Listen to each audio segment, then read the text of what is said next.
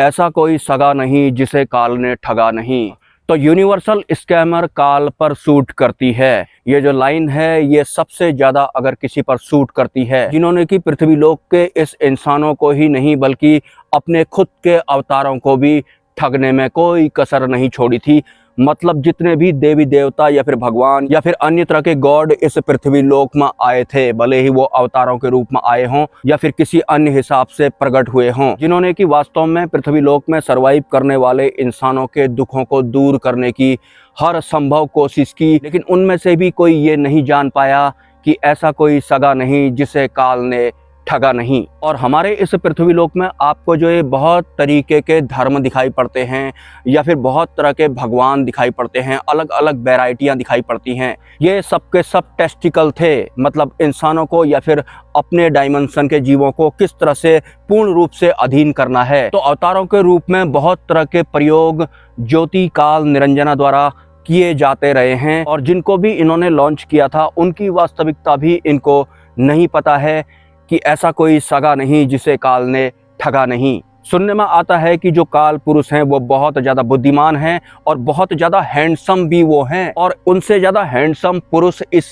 पूरे ब्रह्मांड में या फिर बाकी के ब्रह्मांडों में कोई दूसरा था भी नहीं या फिर है भी नहीं। लेकिन उनसे ज़्यादा भयानक भी दूसरा इस पूरे ब्रह्मांड में या फिर इस ब्रह्मांड के बाहर कोई दूसरा शायद ही होगा। ये भी एक सच है परमात्मा की एक संतान का, जिन्होंने अपने हर एक सगे को ठगने का काम किया था। वैसे आप जिस भी धर्म के हों, लेकिन आप अपने धर्म के गॉड्स पर बहुत ज्यादा भरोसा करते होंगे, और मे भी आपके धर्म के गॉड ने आपका भला करने की कोशिश भी की होगी, लेकिन सब कोशिशें उनकी नाकाम कर दी जाती हैं। किसके द्वारा नाकाम कर दी जाती हैं? असली परमात्मा के द्वारा नाकाम कर दी जाती हैं। लेकिन उनमें से भी एक को पता नहीं लगता है कि आखिर ऐसा क्यों हो रहा है, कि काल निरंजन अपना रहस्य किसी को भी नहीं बताते हैं, भले ही उनकी वो खुद की ही संतान क्यों ना हो। तो इसलिए वीडियो के शुरुआत में मैंने एक लाइन बोली थी कि ऐसा कोई सगा नहीं जिसे काल ने ठगा नहीं। और कल रात मुझे एक अनुभव भी होता है। अनुभव कुछ ऐसा होता है कि कोई देव तुल्य जैसी आकृति मुझे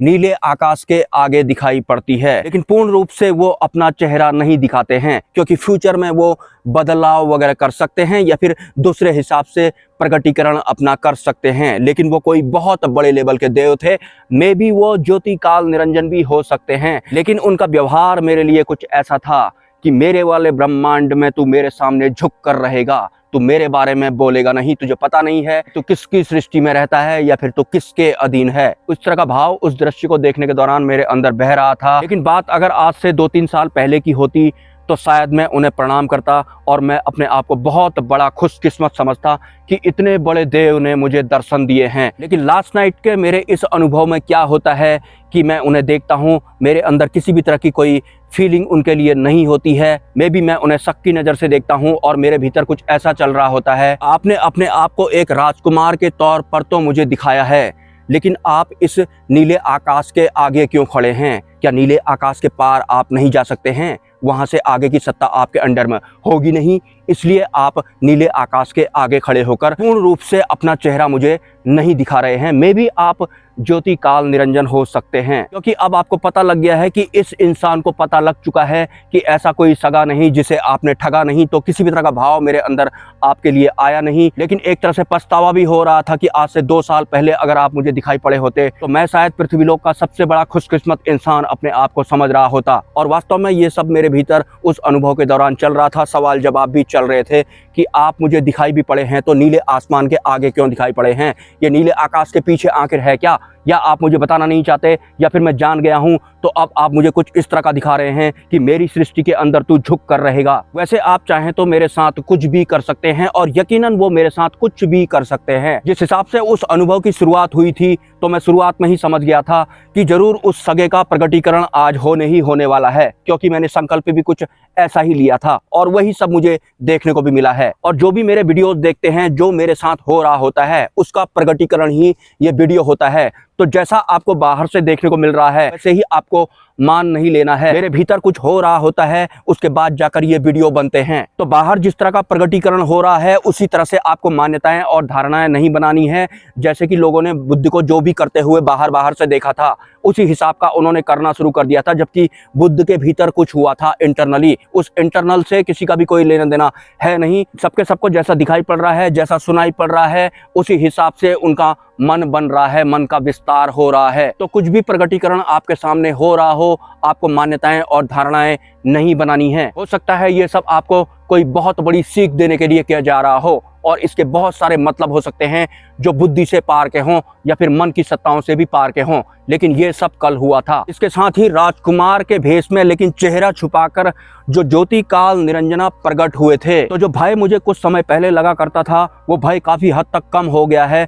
तो इस वजह से ही मैं इस तरह के सवाल वगैरह कर रहा था। अगर कोई भगवान भी होंगे तो मैं डरने वाला नहीं हूँ। तो उन्हें देखने के बाद मेरे भीतर ये भी चल रहा था और मैं अलग हिसाब से समझता हूँ। जरूरी नहीं है कि जिस हिसाब से आप सब कुछ समझते हैं उसी हिसाब से मैं भी समझ रहा हूँगा। मैं आप लोगों की बात कर रहा हूँ जो ये वीडियो देख रहे हैं। तो मेरे भीतर ये चल रहा था, या फिर मैं उन सगे शहजादे से ये बोल रहा था कि परमात्मा ने मेरा पहला शरीर और आपने मेरा दूसरा शरीर बनाकर बहुत बड़ी गलती कर दी है, और बिना मेरी मर्जी के या फिर बिना मेरे पूछे तुमने मेरा शरीर बनाया कैसे?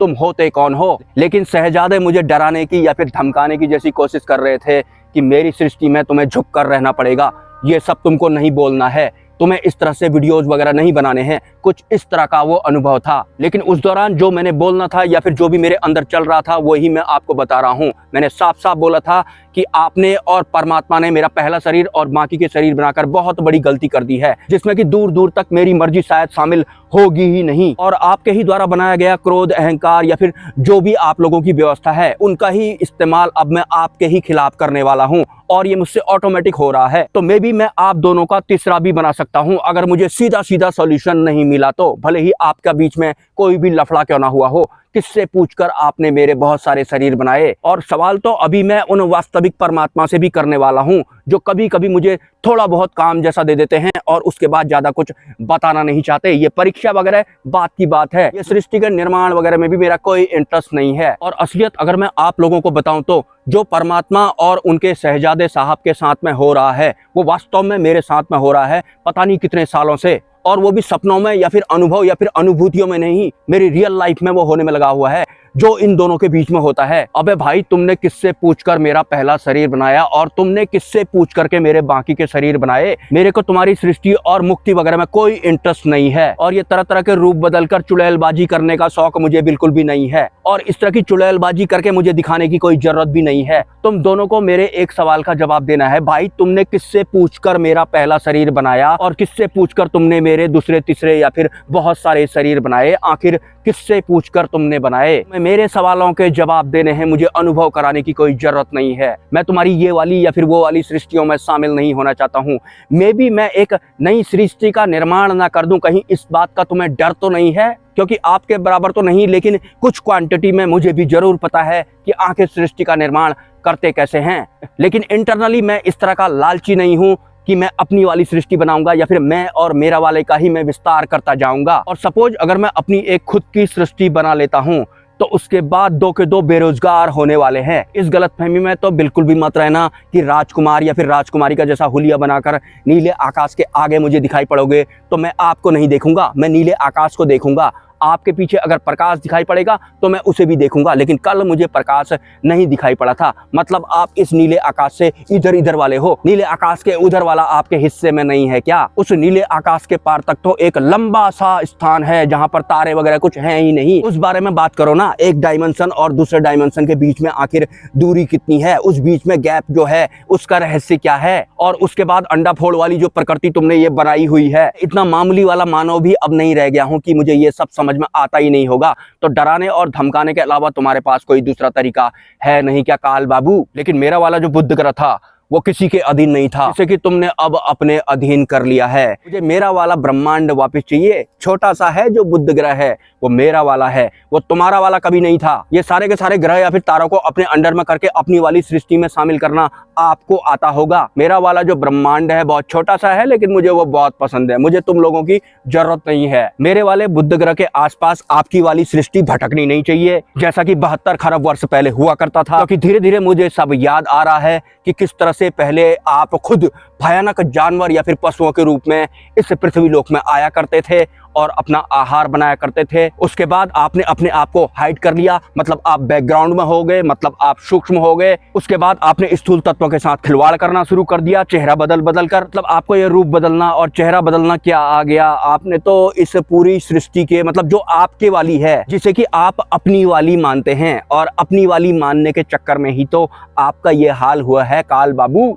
चलो आपकी वाली सृष्टि से मेरा कोई लेना देना नहीं है, लेकिन मेरी वाली जो सृष्टि है, मेरा वाला जो बुध ग्रह है, उसमें अब आपका आगे को हस्तक्षेप बिल्कुल भी नहीं होना चाहिए। और बुध ग्रह को अपने वाले अध्यात्म में या फिर अपनी वाली सृष्टि में शामिल करके अपने ग्रह के या फिर अपने लोक के इंसानों को या फिर जीवों को ज्ञान के रूप में बताने की बिल्कुल भी जरूरत नहीं है। बुध ग्रह शामिल होना नहीं चाहिए। तो आपका ही वाला ब्रेन है, आपका ही दिया वाला मन है, अपने हिसाब से चल रहा है।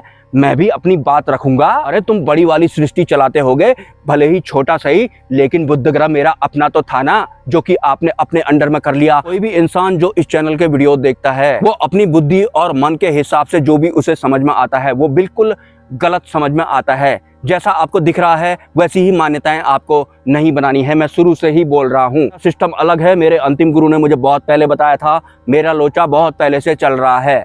लेकिन मैं कोई भगवान नहीं हूँ और ना ही मैं कोई परमात्मा हूँ, और मुझे ये सब बनने का कोई शौक भी नहीं है। लेकिन बिना मेरी मर्जी के मेरे पहला शरीर बनाने वाले और बाकी के शरीर बनाने वालों से अब हिसाब किताब पूरा करने का वक्त जल्दी आ रहा है। तो वीडियो देखने के बाद किसी भी तरह की मान्यताएं या फिर धारणाएं आपको नहीं बनानी है। मान्यताएं या फिर धारणाएं बनाने का काम बुद्धि या मन करते हैं, या फिर उदाहरण करते हैं, या फिर अनुभव करते हैं। इसलिए कहा जाता है कि अनुभवों को शेयर नहीं करना चाहिए खुलेआम। लेकिन मैं कर रहा हूं तो काल बाबू को पसंद नहीं आ रहा है। कल वो मुझे डरा धमका रहे थे, लेकिन इस बार इनका ये दाव उल्टा पड़ने वाला है। और मैं चाहूंगा कि आप दोनों में सुलह हो जाए, और जो वास्तविक परमात्मा ने आज तक नहीं किया था वो करें। मैं ऐसा चाहता हूं, वरना थोड़ा थोड़ा सृष्टि बनाना मुझे भी आता है। नमस्कार।